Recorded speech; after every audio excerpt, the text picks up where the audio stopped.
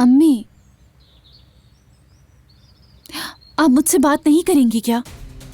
मैंने जो तुमसे बात करनी थी कर चुकी। सच तो ये है कि हकीकत में तुम मुझसे बहुत कुछ छुपा रही हो। अम्मी, हर बात का एक टाइम होता है। यानी तुम मान रही हो कि बहुत कुछ मुझसे छुपा रही हो लेकिन बता नहीं सकती, है ना गोनल? तुम भी इस खेल में शामिल हो रही हो। मेरी ये बात तुम याद रखना। बाद में ना मैं तुम्हारी सुनूंगी ना तुम्हारी दादी की। पता तो मैं लगा ही लूंगी। इस बात को पता करने के लिए मुझे जो कुछ करना पड़ा वो सब कुछ करूंगी, समझी? मैं चाहती हूँ तुम्हारे पछताने से पहले मुझे सब कुछ पता चल जाए। अगर आप गलत हुई तो? अगर इस खेल में जीत मेरी हुई तो?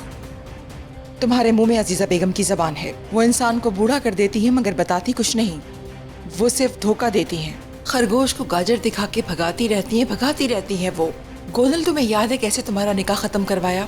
याद करोगी, एक दिन तुम्हारी माँ ने ये सब कहा था, लेकिन सब खत्म हो चुका होगा उस दिन और तुम सिर्फ पछताती रह जाओगी।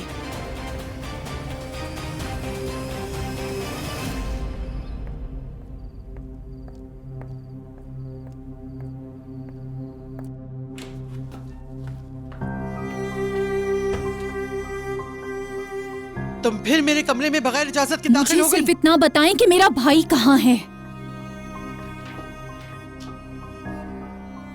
अब तुम भी मुझसे सवाल करोगी? जो पूछा है वो बताएं बस। तुम्हें देख के लगता है तुम्हारी माँ ने फिर कोई नई पट्टी पढ़ा दी तुमको।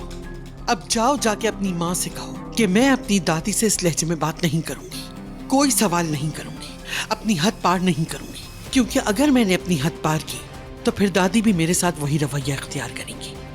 बेहतर होगा कि दूर हो जाओ मेरी नजरों से और अपनी हर वक्त की ये मेरे भाई की गर्दान बंद कर दो। अब आज के बाद इस मौजू पे कोई बात नहीं होगी। जाओ यहाँ से।